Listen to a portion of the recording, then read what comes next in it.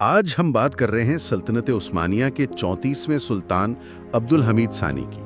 جو مواد ہمارے پاس ہے وہ خاص طور پر ان کے ایمان، امت مسلمہ کے لیے ان کی جو خدمات ہیں اور روضہ رسول صلی اللہ علیہ وسلم سے ان کی گہری عقیدت پر روشنی ڈالتا ہے۔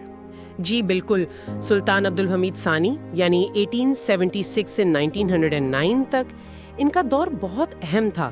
انہیں اکثر آخری آپ کہہ لیں با اثر خلیفہ مانا جاتا ہے، جنہوں نے کوشش کی ایک ایسے وقت میں جب سلطنت اندرونی طور پر بھی کمزور ہو رہی تھی اور باہر سے یورپی استعمار کا دباؤ بھی تھا، تو اس بکھرتی ہوئی مسلم دنیا کو متحد رکھنے کی کوشش کی۔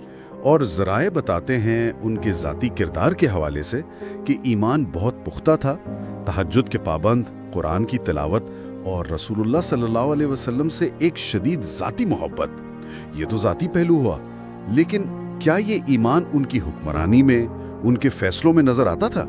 یقیناً، اور یہ صرف آپ کہیں رسمی عبادات تک نہیں تھا۔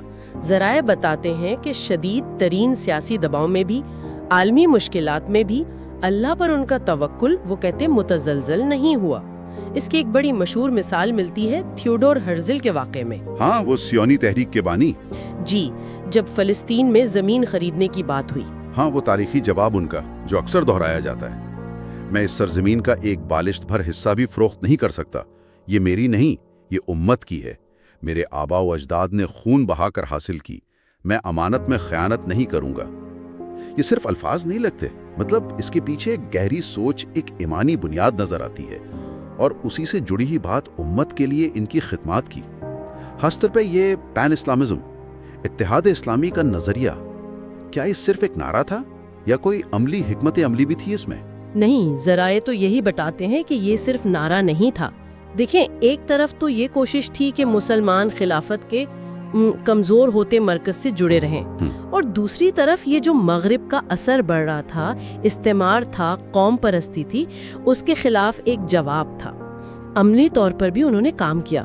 ہندوستان، افریقہ، بلکان، جہاں مسلمان مشکل میں تھے وہاں مالی مدد بھیجی، اخلاقی مدد بھی، اسلامی ادارے بنائے، مدارس قائم کیں، اور جو برطانوی اور روسی توسیع پسندی تھی اس کے خلاف دفاع کی کوشش کی۔ جی ہاں، اور اسی میں وہ فلسطین میں صہیونی عزائم کی مخالفت اور یورپی دباؤ کے خلافت کے اختیارات کم کیے جائیں اس کے خلاف مزاحمت، یہ سب اسی کا حصہ تھا۔ بالکل، مگر ان تمام خدمات میں جو چیز شاید سب سے زیادہ ان کی ذاتی عقیدت کو دکھاتی ہے وہ ہے روضہ رسول صلی اللہ علیہ وسلم کی خدمت، اور اس کا سب سے بڑا، سب سے مشہور منصوبہ وہ حجاز ریلوے ہے، 1900 سے 1908 کے درمیان جو بنی۔ ہاں، حجاز ریلوے، اس کے مقاصد تو کئی تھے نا، حجاج کے لیے سفر آسان ہو، محفوظ ہو، مدینہ منورہ تک سامان پہنچانا آسان ہو، اور دفاعی نقطہ نظر سے بھی اہم تھا کہ فوج جلدی پہنچ سکے۔ جی بالکل، یعنی دینی خدمت بھی تھی اور ایک طرح سے عسکری اور انتظامی ضرورت بھی۔ مگر یہاں ایک بہت دلچسپ بات جو ذرائع بتاتے ہیں کہ سلطان نے خاص حکم دیا تھا کہ مدینہ کے قریب جب لائن پہنچے تو وہ روضہ مبارک سے کچھ فاصلے پر رہے، اور ٹرین کی رفتار بھی وہ دھیمی رکھی جائے، اچھا، تاکہ انجن کی جو تھرتھراہٹ ہے اس سے بھی گنبد خضرا اور روضہ اقدس کے ادب میں کوئی کمی نہ آئے۔ سبحان اللہ، یہ تو واقعی ذاتی عقیدت کی انتہا ہے۔ جی، اس کے علاوہ مسجد نبوی کی تزئین و آرائش کا بھی ذکر ملتا ہے۔ استنبول سے خاص قیمتی فانوس، قالین، سونے کے جھاڑ وغیرہ بھیجنا، یہ سب اسی سلسلے میں تھا۔ جی ہاں، یہ سب اسی محبت اور خدمت کا حصہ تھا۔ تو خلاصہ کیا نکلتا ہے پھر؟ یہی کہ سلطان عبدالحمید ثانی کی شخصیت میں ایک گہرا دینی رجحان تھا، امت کا درد تھا، اور خاص طور سے حرمین شریفین، اور اس میں بھی مدینہ منورہ سے ایک والہانہ عشق وہ کوٹ کوٹ کے بھرا تھا۔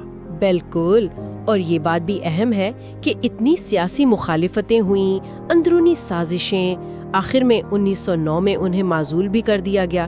اس کے باوجود ذرائع یہی بتاتے ہیں کہ وہ اپنے دینی موقف پر، اپنی اسلامی شناخت پر قائم رہے۔ ان کا انتقال پھر 1918 میں ہوا، جلا وطنی کے دوران۔ ان کا وہ قول بھی مشہور ہے نا، وہ میرا تخت چھین سکتے ہیں، میرا اسلام نہیں۔ جی، یہ قول ان کی اسی استقامت کو ظاہر کرتا ہے۔